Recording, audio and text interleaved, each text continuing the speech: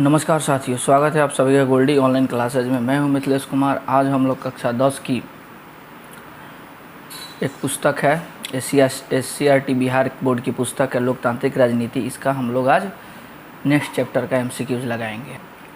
Total आपको 5 chapter दिया हुआ है, तो हमने 3 चैप्टर का MCQs लगा लिया है। आज चौथा चैप्टर लोकतंत्र की उपलब्धियाँ हैं, इसके बारे में हम लगाएंगे। तो इसमें ना ज़्यादा बड़ा चैप्टर ही नहीं है और इसमें ज़्यादा MCQs 1 या 2 MCQs दिया हुआ है, तो हम लोग एक्स्ट्रा ऑब्जेक्टिव क्वेश्चन टिक करेंगे। ठीक है, तो चैनल पर नए हैं तो चैनल को लाइक एंड सब्सक्राइब कर लीजिए, बेल आइकन को प्रेस कर दीजिए ताकि नोटिफिकेशन आपको जल्दी मिल जाए। और Goldie online classes Telegram channel का लिंक डिस्क्रिप्शन में दिया हुआ है, जिसको आप लोग ज्वाइन कर लीजिए जितना जल्दी, क्योंकि इसका जितना भी जो भी चीज़ जानकारी है हम उसी में देंगे। नोटिफिकेशन हो, बुक का PDF हो या कोई भी न्यूज़ हो एग्ज़ाम से संबंधित, तो उसको आप लोग यथाशीघ्र जाकर ज्वाइन कर लीजिए। ठीक है, तो हमने जो कल के वीडियो में जो डाला हुआ था 10 गो प्रश्न, उसका आइए आंसर हम लोग देखते हैं। तो चलिए, हम आशा करते हैं कि आपने इसका आंसर ज़रूर दिया होगा। ठीक है, तो भारतीय संविधान की आत्मा कहलाता है प्रस्तावना। ठीक है, प्रस्तावना में पहली बार संशोधन कब किया गया था? तो हो जाएगा 1976 में। संविधान के प्रारूप पर कितने दिनों तक बहस हुई थी? 114 दिनों तक। उसके बाद संविधान सभा के द्वारा राष्ट्रीय ध्वज को कब अपनाया गया था? तो 22 जुलाई 1947 को। फिर इसके बाद संविधान सभा द्वारा राष्ट्रगान को कब अपनाया गया था? तो 24 जनवरी 1950 को। भारत का संविधान कैसा है? तो हो जाएगा अंशतः कठोर अंशतः लचीला। तो जो प्रस्तावना का जो पहली बार संशोधन हुआ था, 42वें संविधान संशोधन 1976 में इंदिरा गांधी के सरकार में हुआ था। ठीक है ना, उसमें 3 शब्द जोड़ा गया था, समाजवाद, धर्मनिरपेक्ष और बंधुत्व, भाईचारा। उसके बाद राज्य पुनर्गठन आयोग के अध्यक्ष कौन थे? फजल अली। भाषा के आधार पर गठित भारत का प्रथम राज्य कौन है? आंध्र प्रदेश है। भारत में नागरिकता किस प्रकार की है? एकल नागरिकता है। भाषाई आधार पर राज्यों का पुनर्गठन कब किया गया था? तो 1956 में। फिर इसके बाद नेक्स्ट क्वेश्चन है, भारतीय संविधान की 8वीं अनुसूची में कुल कितने भाषाओं को सम्मिलित किया गया है? तो कुल आपको 22 भाषाओं को सम्मिलित किया गया है। तो आइए हम लोग चलते हैं मूल उद्देश्य पे, पाठ पे। हम लोग चैप्टर का नाम है लोकतंत्र की उपलब्धियाँ। ये चौथा चैप्टर है। ठीक है ना, तो इसका हम PDF ग्रुप में डाल दिए हैं।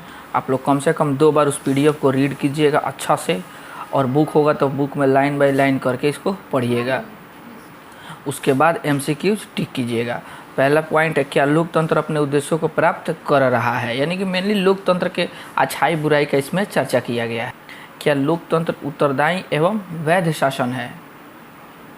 लोकतंत्र में आर्थिक समृद्धि और विकास कैसा होता है? इसमें यही चीज़ चैप्टर में बात हो रहा है। इसमें सामाजिक विषमता और सामंजस्य। उसके बाद नेक्स्ट पॉइंट है, भारतीय लोकतंत्र आखिर कितना सफल है?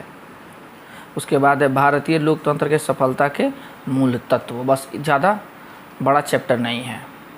और देखिए, इसमें प्रश्नावली की बात करते हैं तो इसमें पहले ही दीर्घ उत्तरीय प्रश्न दे दिया है, और ज़्यादा इसमें आपको ऑब्जेक्टिव टाइप का क्वेश्चन नहीं दिया हुआ है। पीछे में 1-2 प्रश्न है, जैसे कि इनमें से कौन सी एक बात लोकतांत्रिक व्यवस्था के अनुरूप नहीं है? तो हो जाएगा इसमें लोकतांत्रिक व्यवस्था के अनुरूप कानून के समक्ष समानता है, स्वतंत्र एवं निष्पक्ष चुनाव है, उत्तरदायी शासन व्यवस्था है, लेकिन बहुसंख्यकों का शासन नहीं है। ठीक है ना। उसके बाद देखिए, लोकतांत्रिक व्यवस्था में राजनीति एवं सामाजिक असमानता के संदर्भ में किया गया कौन सा सर्वेक्षण सही और गलत है? तो लोकतंत्र और विकास साथ साथ चलते हैं। उसके बाद लोकतांत्रिक व्यवस्था में असमानताएं बनी रहती है, नहीं, गलत है। समानताएं आती हैं, जरूर है।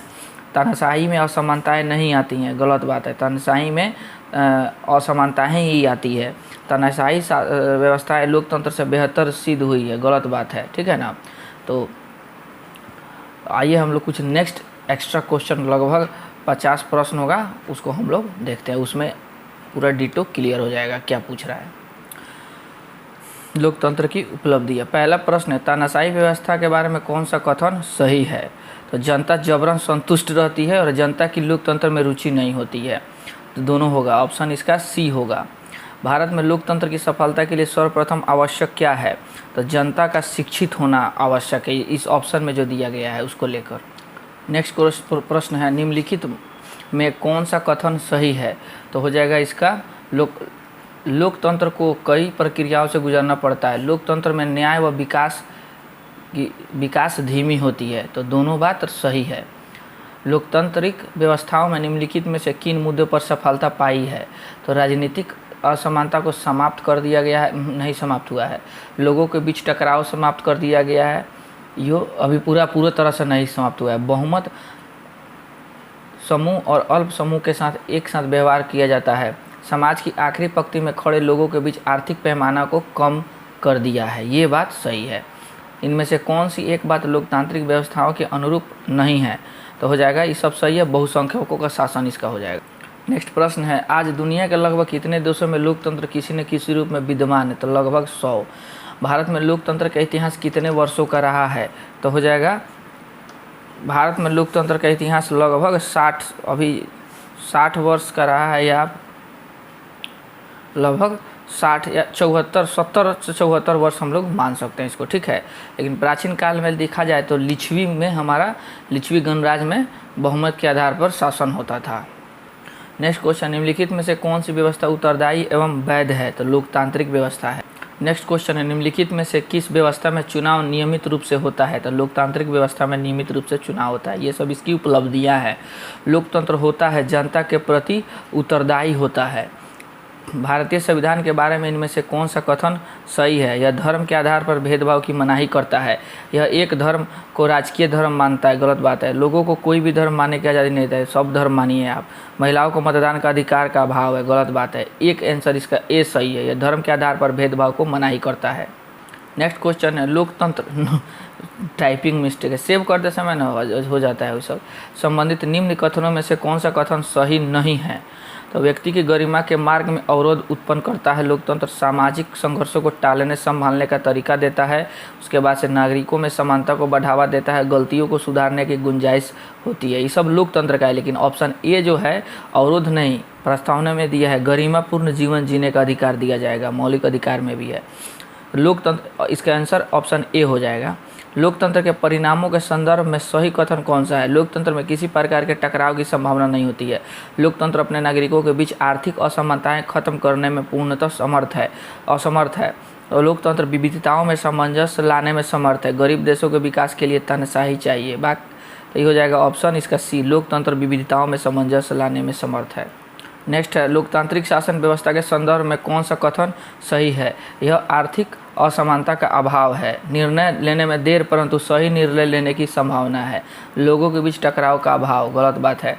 टकराव जरूर होता है। सामाजिक असमानता का अंत होता है। नहीं, सामाजिक असमानता हल्का फुल्का लोकतंत्र में रहता ही है। लोकतंत्र का मूल उद्देश्य क्या है? सामूहिक सहमति, यानी कि लोकतंत्र में कोई भी कार्य सामूहिक सहमति से होता है। आप किसी सरकार से या कोई भी किसी से भी सेंट्रल गवर्नमेंट हो या स्टेट गवर्नमेंट हो या जिला का डीएम हो, किसी से भी अगर आप बात कोई मनवाना चाहते हैं तो आप अकेले बात वाले जाके कोई मुद्दा गांव का कहिएगा ना, हमारे गांव में ऐसी समस्या है, तो डीएम चाहे कोई नहीं मानेगा। उसी लेटर उसी पे अगर आप गांव का 100 लोगों का या कम से कम 500 लोगों का साइन करवा के ले आके दीजिएगा ना, तब मानेगा डीएम कि हाँ अरे 500 लोगों को दिक्कत है। इसका मतलब लोकतंत्र गड़बड़ चल रहा है, ठीक है ना। तो ये सामूहिक सहमति इसी को बोलते हैं। आप अकेले जाके चिल्ला के हार जाइएगा, कोई आपका नहीं सुनेगा। और वही राजतंत्र में एक आदमी जाइए चाहे 2 आदमी जाइए, सुन लिया जाता था उसमें, ठीक है ना, या नहीं भी सुना जाता था, मार के बेलगा भी देता था सब वहाँ पे। नेक्स्ट क्वेश्चन है, लोकतांत्रिक कहलाने में क्या होता है? गर्व महसूस होता है। नेक्स्ट है, लोकतंत्र नागरिकों को देता है, समान अवसर देता है, मौलिक अधिकार में है। इनमें कौन तथ्य लोकतांत्रिक व्यवस्थाओं के अनुरूप नहीं है? 1 है 2, इसमें कानून के समक्ष असमानता नहीं, कानून के समक्ष समानता और कानून के समान संरक्षण है। मौलिक अधिकार का आर्टिकल 14 में कहा गया है। लोकतंत्र करता है विभिन्नताओं का क्या करता है? सम्मान करता है, विभिन्नताओं का सम्मान करता है, ठीक है ना। यानी कि विभिन्न धर्म, जाति, वंश, लिंग, भाषा, हर तरह से आप अलग है, लेकिन अब सरकार के पास जाइएगा तो आप सभी का बात सुना जाएगा, ठीक है ना, भेदभाव नहीं किया जाएगा। तो यही को सम्मान किया जाता है। भारतीय लोकतंत्र के प्रति लोगों की क्या है? आस्था है, बिल्कुल है। लोकतंत्र में निर्णय लिया जाता है विधायिका की स्वीकृति से लिया जाता है। लोकतांत्रिक व्यवस्था होती है आर्थिक खुशहाली का। नेक्स्ट क्वेश्चन है, भारतीय लोकतंत्र निरंतर बढ़ रहा है विकास और उन्नति की ओर। लोकतंत्र की सफलता निर्भर करती है आपको नागरिकों की विवेकपूर्ण सहभागिता पर, ठीक है ना। उसके बाद लोकतंत्र का कौन सा सही गुण नहीं है, तो हो जाएगा समानता का पोषक है, व्यक्ति की गरिमा में वृद्धि, बहुसंख्यकों का शासन नहीं है, ठीक है ना, विभिन्नताओं में सामंजस्य की क्षमता है, ये बात सही है। लोकतंत्र का सर्वोत्तम गुण क्या है, तो हो जाएगा शिक्षा का अभाव, जनसंख्या की अधिकता नहीं है, बहुदलीय पद्धति नहीं है। बहुदलीय पद्धति है, जनसंख्या की अधिकता भी है, नागरिक अधिकता नहीं होगा, जनसंख्या का अधिकता तो नहीं होगा। कम्युनिस्ट पार्टी चाइना में भी तो जनसंख्या अधिक है, तो लोकतंत्र का सर्वोत्तम गुण थोड़ी हुआ। बहुदलीय पद्धति है, ठीक है। नागरिकों की गरिमा में वृद्धि, सबसे बेटर इस ऑप्शन में यही होगा, नागरिकों की गरिमा में वृद्धि होगा, ठीक है ना। और ऑप्शन डी में इनमें से एक से अधिक रहता तो बहुदलीय पद्धति भी हो जाता और नागरिकों की गरिमा में वृद्धि दोनों हो जाता, लेकिन अभी है नागरिकों की गरिमा में वृद्धि। भारत एक लोकतांत्रिक राज्य है, निम्नलिखित में ऐसे बहुदलीय पद्धति मतलब पार्टी का हो गया, नहीं भारत में कैसा है, बहुदलीय पद्धति पार्टी है, 10 मतलब कम से कम 12 को आपको राष्ट्रीय पार्टी है, 54 को क्षेत्रीय पार्टी है, तो बहुदलीय पद्धति न हुआ लोकतंत्र में, हुए तानाशाही में चल जाइए, कहाँ है ऐसा। भारत एक लोकतांत्रिक राज्य है, निम्नलिखित में किसमें यह घोषणा किया गया है, तो प्रस्तावना में। और लोकतंत्र का द्विदलीय पद्धति भी है, ठीक है ना, एक दलीय पद्धति लोकतंत्र का नहीं है। एक दलीय पद्धति आपको तानाशाही का, द्विदलीय हो जाएगा, जैसे ब्रिटेन में 2 दल है, अमेरिका में 2 दल है, ठीक है ना, तो द्विदलीय बहुदलीय लोकतंत्र का है। भारत में किस तरह की लोकतंत्र की व्यवस्था की गई है, तो अप्रत्यक्ष लोकतंत्र की व्यवस्था की गई है भारत में, ठीक है ना।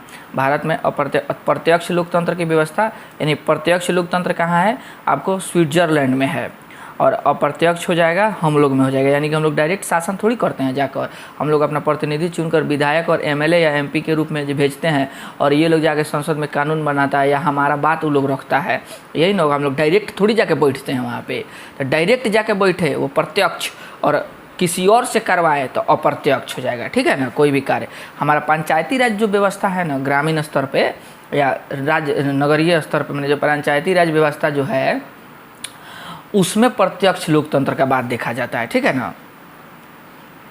और जो ग्रामीण बता देते हैं पीछे वाला, ग्रामीण जो व्यवस्था है, क्योंकि उसमें जो ग्राम सभा होता है ना, तो ग्राम सभा के सदस्य कौन होते हैं, उस ग्राम सभा के अंदर में आने वाले, ग्राम पंचायत के अंदर में आने वाले 18 वर्ष से ऊपर, यानी जितना भी वोट देने वाला व्यक्ति होता है वो ऑटोमेटिक ग्राम सभा का सदस्य हो जाता है, चाहे वो मजदूर हो, रिक्शा चलाने वाला हो, चाहे कोई भी हो, भिखारी भी होगा, अगर उसका वोट देने का अधिकार है, उसका आधार कार्ड है, तो वो ग्राम सभा का सदस्य होगा, ठीक है ना। तो इसमें तो मुखिया बैठा है, वहाँ पे निर्णय ले रहा है, आप बैठक में आप जाने का आपका अधिकार है, लेकिन हम लोग कहाँ जाते हैं, फुर्सत है किसी को, कोई नहीं जाता है, जिसको टाइम है वो जा रहा है, सब लोग व्यस्त है, लेकिन वहाँ आप जाकर मुखिया के काम को देख सकते हैं, क्या कर रहा है क्या नहीं कर रहा है, डायरेक्ट विरोध कर सकते हैं वही। लेकिन संसद में कानून बन रहा हो, आप जाइएगा, उठ के मार के बेलगा देगा सब बाहर से, उसके लिए प्रोसेस होगा जाने का, मतलब ऐसे थोड़ी नहीं जाने दिया जाएगा, प्रोसेस होगा जाने का, लेकिन वहाँ आपके प्रतिनिधि जाकर वहाँ पे कानून बनाते हैं, आप थोड़ी कानून बनाइएगा। आप लोकतंत्र में जाकर बोल चाल थोड़ी कर सकते हैं,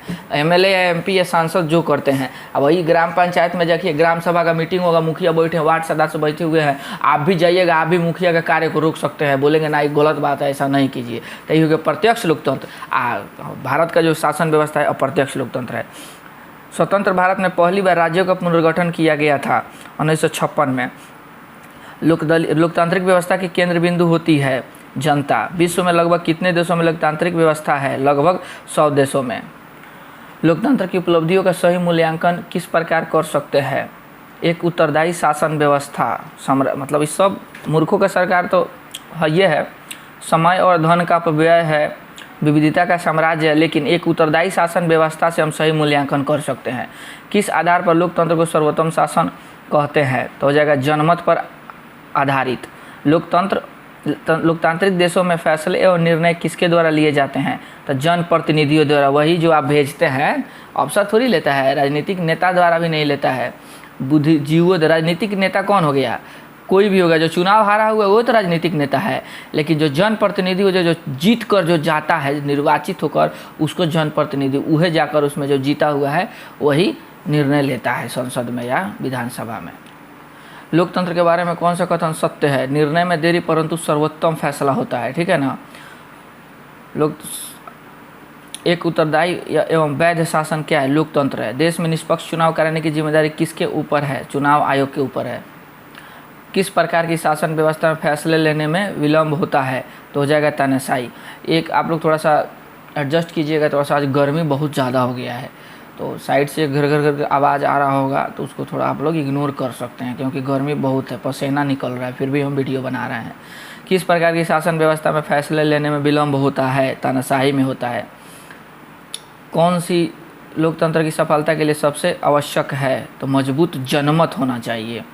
किस प्रकार की शासन सरकार जनता के प्रति उत्तरदायी होती है? तो लोकतांत्रिक शासन व्यवस्था। निम्नलिखित में से कौन सा कदम लोकतांत्रिक सुधार का सूचक है? तो हो जाएगा पंचायती राज इस ऑप्शन में। लोकतंत्र के परिणामों का सही आधार क्या है? एक उत्तरदायी शासन व्यवस्था। देश में सामाजिक विविधताओं के बीच सामंजस्य स्थापित होता है लोकतांत्रिक देशों में। थोड़ा सा। भारत की प्रमुख सामाजिक समस्या क्या है? जातिवाद, भाषावाद, संप्रदायवाद, तीनों है। निम्न में से कौन सी बात लोकतांत्रिक व्यवस्थाओं के अनुरूप नहीं है? तो हो जाएगा सब है। बहुसंख्यकों शासन नहीं है। भारतीय लोकतंत्र है क्या? एक सफल लोकतंत्र, विश्व का सबसे बड़ा लोकतंत्र है। लोकतांत्रिक सरकारों का आधार क्या है? बहुमत है। 15वीं लोकसभा का चुनाव कब हुआ था? तो 2009 में। और वर्तमान में जो लोकसभा का चुनाव हुआ है 2024 में, वो 18वीं लोकसभा का चुनाव हुआ है। 7 चरणों में हुआ है। लोकतांत्रिक व्यवस्थाओं ने निम्नलिखित चुनाव आयोग ने आयुष्मान खुराना को चुनाव आयोग का आइकॉन बनाया था, याद रखिएगा। लोकतांत्रिक व्यवस्थाओं में निम्नलिखित किन मुद्दे पर सफलता पाई जाती है? राजनीतिक असमानता को समाप्त करके, लोगों के बहुमत समूह और अल्प समूह के साथ एक जैसा व्यवहार करता है। समाज की आखिरी पंक्ति में खड़े लोगों के बीच आर्थिक पैमाना कम कर दिया गया। इसका हो जाएगा ऑप्शन डी होगा। समाज के आखिरी पंक्ति में खड़े लोगों के बीच आर्थिक पैमाना कम कर दिया, ये होगा। ठीक है ना, ऑप्शन ए नहीं होगा। लोकतंत्र की उपलब्धियों में सबसे अधिक सहायक क्या है? तो विकास है इस ऑप्शन में। तो चलिए आज का अंतिम सवाल है। देखिए ज़्यादा बड़ा चैप्टर नहीं है तो क्वेश्चन भी कम है इसमें। लोकतंत्र की सफलता की एक आवश्यक शर्त क्या है? लोकतंत्र में आस्था। तो चलिए, चैनल पे बने रहने के लिए दिल से आपको धन्यवाद। चैनल पे नए हैं तो चैनल को लाइक एंड सब्सक्राइब कर लीजिए, और अपने व्हाट्सअप पे स्टेटस में प्लीज़ इसको लगाइएगा, ठीक है, या फेसबुक कहीं भी स्टेटस में शेयर ज़रूर कीजिएगा। इससे हमें मनोबल मिलेगा। फुल वीडियो देखिए, स्किप मत कीजिए, और मोटिवेशन मिलेगा ये सब कीजिएगा तो, ठीक है ना।